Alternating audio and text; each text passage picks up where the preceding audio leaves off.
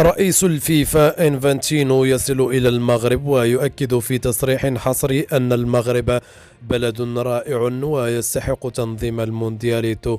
وفي التفاصيل حط جاني إنفانتينو رئيس الاتحاد الدولي لكرة القدم فيفا الرحال بالمغرب وبالتحديد بمطار ابن بطوطة بطنجة لمتابعة المباريات المتبقية في كأس العالم للأندية التي تحتضنها المملكة المغربية ابتداء من 1 فبراير الجاري إلى غاية 11 من ذات الشهر.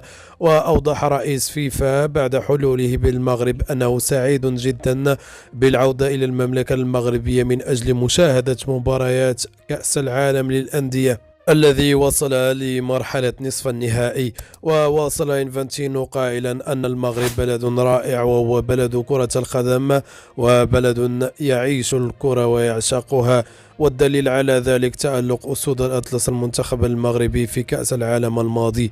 وشدد رئيس الفيفا أعلى سلطة كروية في العالم على أن المغرب يستحق تنظيم الموندياليتو، متابعا بالقول: لو لم تكن لدي الثقة الكاملة في المغرب لما نظمت المملكة كأس العالم للأندية، وهي المرة الثالثة في تاريخها. وأشار إنفانتينو إلى أن كأس العالم للأندية لها طعم خاص في المغرب، مؤكدا على أن المملكة بإمكانها تنظيم العديد من التظاهرات في المستقبل.